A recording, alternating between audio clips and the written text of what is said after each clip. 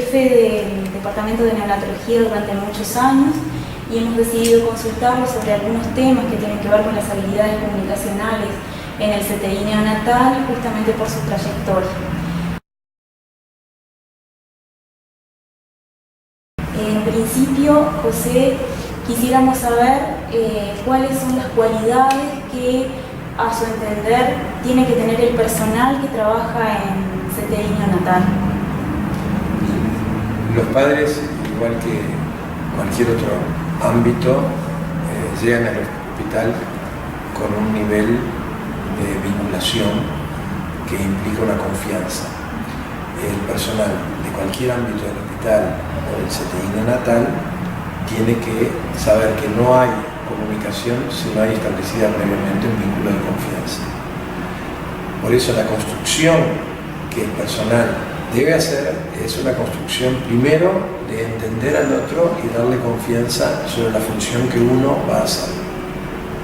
En esa medida, el personal de la sala, el ideal sería que fuera un personal que atiende en forma continua, siempre con conocimiento previo de lo que viene siendo la relación a lo largo de un periodo largo, que puede ser el periodo antenatal, todo el parto y luego los niños que quedan, de manera de que esa confianza no tenga que estar siendo renovada frente a cada comunicación. El segundo hecho central es que parte de un defecto, y es que no todo el mundo tiene que sentirse en la obligación de comunicarse o informar, porque eso es tal vez uno de los hechos que la familia encuentra como más difíciles, porque no todos hacen la recapitulación de lo que hasta ese momento se sabe para agregar, sino que muchas veces la información es rutinaria y los padres, que son la familia del recién nacido, muchas veces tienen que ellos mismos reconstruir la continuidad frente a hechos que se dan por sabidos, se dan por nuevos pero sin explicar. Los padres terminan teniendo necesidad de que alguien les sintetice esa información. Entonces, ese hecho que se da en las instituciones con múltiples recursos humanos, de que cada uno se siente en la obligación de informar, podría ser muy claramente resuelto si quien hace la primera contacto le da el celular y le dice cualquier cosa que necesiten, estoy disponible. Porque la confianza se basa en dos hechos. Primero, una relación, que entienda de que yo me doy cuenta de qué es lo que le está pasando y qué es lo que necesita. Y la segunda es que esa relación no se va a interrumpir, es decir, que hay una continuidad. Y la mejor manera de que una conversación o una comunicación no se interrumpa es que la paciente en la familia sepa que uno está disponible. La fractura de la organización hospitalaria en turnos, en días de la semana, en múltiples guardias, hace que la familia tenga que hacer un gerenciamiento de la continuidad y que no esté facilitado por la estructura. Darle el celular a una familia es decirle la primera pregunta que tengan después de que hable conmigo, se la puedo contestar yo o decirle cómo se la va a contestar a los que tienen que hablar con ustedes. Entonces yo creo que esas dos claves, que son la generación de la confianza, la continuidad y la disponibilidad a posteriori de la primera comunicación, son hechos centrales en las cualidades de la relación que se establece en la institución.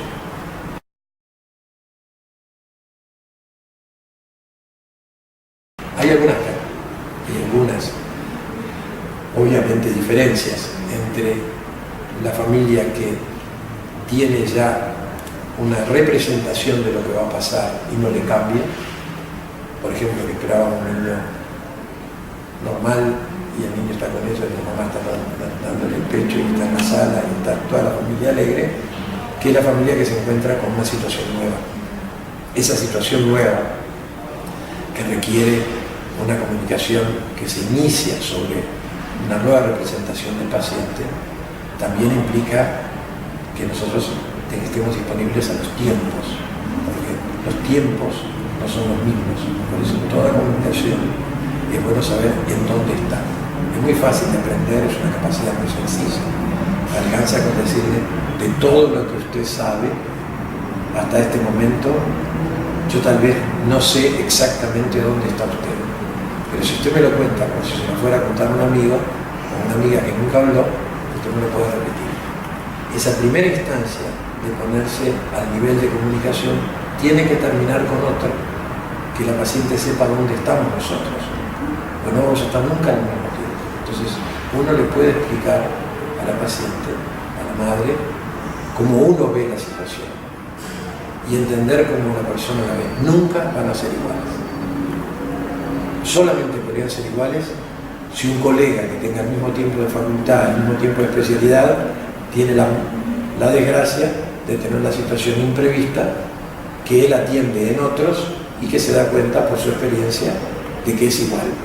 Pero en general, la primera cosa que uno tiene que reconocer después de la confianza, la capacidad de continuidad, la disponibilidad, es saber que el otro entiende diferente que uno. Y eso me parece que son algunos elementos de capacitación que necesitan ser claros. En principio es el establecer el marco de confianza, después sería, si entendí bien, resolver esa brecha y ver cuán profunda es esa brecha entre el personal de salud o el médico y la familia o los conocimientos de la familia, y cómo sería o cómo se resolverían las cosas que la situación clínica genera en el médico, cómo se resolverían aquellos sentimientos que la situación clínica evoca en el médico. Eso es un tema muy personal. A mí me llevo 18 años de psicoterapia, se entiende bien, y porque uno tiene también sus propios conflictos. Un problema que hay es no darse cuenta de hasta dónde uno tiene su visión, por eso yo decía recién, y el otro tiene una visión diferente. Si yo quiero explicarle y tratar de generar confianza a cada momento, con mis términos y mi manera de verla frente a otros colegas, mi conocimiento, o eventualmente, como dice la gente, cubrirme para decir todo, estoy viendo que yo tengo un problema que tengo que resolver, que no es apropiado al momento, porque estoy atendiendo a un paciente, sino que es apropiado a mi condición, mi existencia, en la cual puedo tener ciertas dudas de cuáles son mis capacidades, y estoy intentando en todo momento reparar eso que yo tengo, ciertas deficiencias incomprensibles. O sea que uno tiene que saber que somos todos, incluso los profesionales entre sí, entre nosotros somos diferentes, y que cada uno tiene que resolver sus miedos y sus angustias en un ámbito terapéutico y sí ser consciente que eso puede estar afectando lo que uno cree que es una comunicación, cuando en realidad es una expresión de sus problemas frente a un paciente. Pasa mucho esto, pasa en un individuo que lo ponen en el frente de batalla con las armas de un residente de primer año a tener que explicar una situación compleja que él todavía ni siquiera comprende.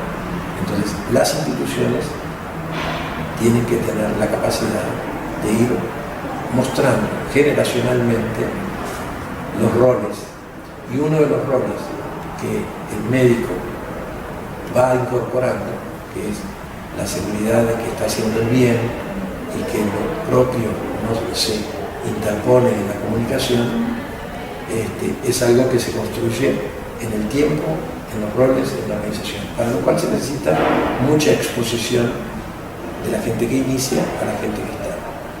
Una frase que sirve, la dice el profesor Fernando Mañé Garzón, es: siempre en una entrevista la persona que tú entrevistes tiene que salir mejor de lo que entró.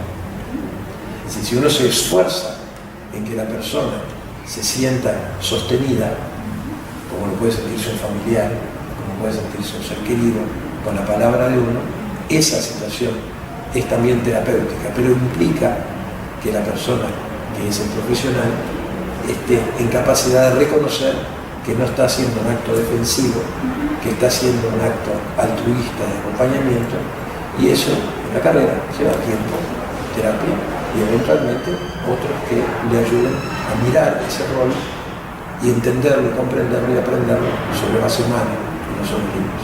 para construir la confianza y la necesidad de poder escuchar a la familia en esa construcción de la confianza y de lo que el otro sabe, como para poder continuar esa relación de confianza. Cómo juega la emergencia de lo ambiental, o sea, cómo juegan las múltiples cosas que pueden suceder en el CTI y que pueden llegar a cortar la comunicación en determinados momentos. Cuando uno dice CTI, se está refiriendo a un ambiente físico y muy probablemente para un material docente cada uno se imagine el propio. Es decir, la tendencia en el mundo de las salas de recién nacidos ha ido de los grandes galpones donde hay cientos no, pero hay decenas de incubadoras con su espacio para la familia y todo, a salas individuales donde la familia está con el niño y el personal está al lado del niño. En realidad, esa gran diversidad, uno no puede mirar las paredes, sino que tiene que mirar los ámbitos. En el día a día, cuando una persona ha tenido una información, no requiere diariamente un ritual de comunicación que vaya más allá de lo coloquial, que sea profundo en el sentido de tratar de entender al otro. Si la persona ya tuvo una primera entrevista, si ya se habló sentados en un ambiente tranquilo con los padres, puede que esa sea la primera y la última vez que uno lo haga con esa formalidad. Cuando luego uno está en la sala, alcanza con hablar con los padres como sigue la criatura y escuchar alguna pregunta, y muchas veces es el propio personal de enfermería, la licenciada, la que podría evacuar esas pequeñas preguntas: cuánto aumentó de peso, cómo está hoy, porque en general, después que pasó la entrevista inicial o las situaciones más críticas, los padres tienen una percepción mucho más realista de cómo está la criatura, y muchas veces la información que buscan es una información que se les está haciendo casi que propuesta como pregunta. Se les está diciendo: bueno, si hoy te digo tal cosa, mañana tenés que preguntarme para que te diga lo mismo. Pero los padres en realidad muchas veces lo único que les importa es que uno los deje tener su espacio de intimidad y que le diga está todo bien y nada más. No es algo... Sí, pero muchas veces uno genera las preguntas, porque si uno le dice, no, está todo bien, pero le voy a poner un ecocardiograma hoy porque se acuerda que hablamos de eso, entonces al rato la madre va a venir a preguntar qué dio el ecocardiograma. No le asigna la importancia hasta que uno no se la asigna, y a veces no tiene trascendencia. Entonces uno tiene que cuidarse, y cuidarse mucho, de no pensar que estamos frente a una mesa de examen de un tribunal que nos está juzgando por todo lo que sabemos. Estamos frente a otra persona que tiene demandas, en algunos momentos demandas muy angustiantes, a veces que no vienen de ellos mismos, sino que vienen del entorno, que la familia les pregunta. Cuando uno las percibe, a veces lo que tiene que hacer es ampliar la comunicación. Entonces, miren, ustedes ya saben lo que yo les dije, saben muy bien cómo estoy pensando yo sé bien perfectamente lo que ustedes están sufriendo y tenemos la esperanza de que todo mañana esté mejor. Pero si alguien de su familia quiere saber esto, díganle que venga y la próxima vez lo hablamos todos juntos. Porque lo peor que le puede pasar es que usted trate de explicar con mis palabras lo que usted ya entendió. Entonces, en esa situación, uno también tiene que proteger, a su vez que fomentar que el entorno la sostenga, proteger que el entorno no sea un entorno demandante para entender lo que nosotros decimos profesionalmente. Eso pasa mucho con nosotros porque son parejas jóvenes cuyos padres todavía tienen una especie de autoridad sobre ellos, y entonces ella le dice, le preguntaste tal cosa y le preguntaste tal cosa. Esa barrera que a veces se establece, que nosotros tenemos entre medio de lo que comunicamos y la familia, la tenemos que levantar incorporándola. Cuando eso se percibe, a veces nosotros lo generamos y a veces lo genera el entorno. Muy importante es que nosotros tenemos una gran dificultad.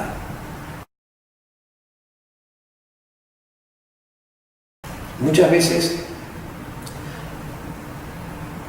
no mostramos lo que el niño es, sino lo que nosotros sabemos del niño. Y eso hace que hagamos muchas veces diagnóstico tardío de normalidad. Algo que va a ser normal, lo condicionamos a una serie de prerrogativas de confirmación nuestra que no son necesarias transmitirlas en ese momento y que muchas veces pueden dejar un daño, lo que se llama el síndrome del niño vulnerable, en el cual uno le dijo algo a los padres que uno no le asignaba importancia, pero los padres le asignan una enorme importancia y queda incorporada en la memoria de ese niño en su inicio. Y es el niño que los padres dicen, sí, pero tiene 18 años, juega al básquetbol, pero fue prematuro. ¿Sí? Esa memoria la generamos nosotros, porque exageramos y en lugar de mostrar nuestros tiempos de manera comprensible, muchas veces decimos cosas que permanecen en ellos y se van de nosotros. Esa incapacidad de poder distinguir entre lo que es necesario para sostener la información, la capacidad de generar más preguntas que la que los padres tienen, es algo que tenemos que restringir. Entonces, el ambiente en general está medicalizado. El ambiente en general está de información cuantitativa.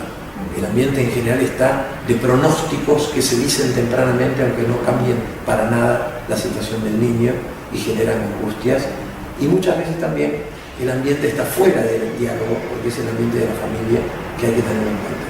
La posibilidad de percibir eso y capacitarse implica estar en instituciones en las cuales el ámbito de la comunicación sea parte del ámbito formativo. Y eso, en nuestro país, habiendo formaciones tan diversas y prácticas tan diversas, a veces la gente joven se acostumbra a salir y a hablar parado, se acostumbran a estar en la sala y dar información innecesaria, y a veces se la dan incluso ante la escucha de otros padres que agregan ruido de información a la información de sus hijos. Por eso es muy difícil definir con una regla, pero sí uno tiene que tener entorno teórico de que nosotros generamos preguntas por parte de los padres, y por otro lado, los padres, si no están, la comunicación no está abierta hacia la familia, tienen preguntas que tienen que canalizar hacia nosotros, pero que ellos tampoco tienen. Entonces, tratar de que los padres vean la normalidad, darles espacios de tiempo para entenderla, estar disponibles, son algunas de las claves que generan confianza y hacen que la comunicación no agregue un efecto adverso sobre lo que ya existe, sino que lo facilite. Voy a tratar de retomar algo que usted dijo de no anticiparse a dar una información en situaciones que luego van a ser normales y que uno se anticipa poniendo un nivel de estrés en la situación que tal vez es innecesario. Quiero hablar ahora del caso opuesto, cómo se manejan las expectativas y la esperanza en los padres cuando las cosas no salen tan bien. Bueno, es que las cosas salen y uno puede mirar las que no salen tan bien, o puede mirar las que están yendo bien. El problema del médico es enfocarse en una sola. Si yo le digo a un padre en la primera consulta con una ecografía que el bebé tiene una fisura labial, ¿sí? Es muy probable que ese padre tenga una representación de la figura labial durante todo el embarazo y esa sea la cosa que salió mal. Si yo no le hubiera hecho la ecografía, puede pasar todo el embarazo esperando a un niño que respire, succione, se sonríe, y puede imaginarse que puede ser un niño que llega a ser un artista de cine. Pero si yo, que soy el que dimensiono la mala noticia, se la doy tempranamente cuando no puede comprobar lo otro, yo estoy siendo parte de esa noticia difícil de manejar. Entonces, hoy en día la curiosidad médica y la corporación de venta de servicios ha hecho que cada uno hable de sí y no del paciente. Mirá lo que yo puedo mirar y lo que vos no ves. Entonces yo me jerarquizo, porque yo soy el hombre que está viendo cosas que estoy haciendo. Pero muchas veces al profesional le debería llegar el límite de tratar de ver lo que la madre hizo bien y la familia hizo bien y el niño va a gozar toda la vida en su calidad de vida, y mirar eso que no tiene nada que ver con lo que uno hizo ni lo que uno hace. Entonces es un problema de dimensionar la relatividad de lo médico y de la calidad de vida. ¿Sí? Joaquín Fénix nació en una familia de 6 hijos con una fisura palatina en época que no había ecografía. Y es un hombre que Joaquín Fénix ha triunfado en la pantalla. Probablemente la mala noticia hubiera sido si se lo hubiera dicho en el primer trimestre. ¿Sí? O sea que nosotros generamos malas noticias y parte de esa. Entonces, en toda situación, el paciente, reitero, la familia tiene que salir de la entrevista mejor es lo que entró. Y eso es muy difícil porque no es parte de nuestra profesión, lo normal, lo sano, y todos tenemos partes incompletas, partes imperfectas, y partes sanas.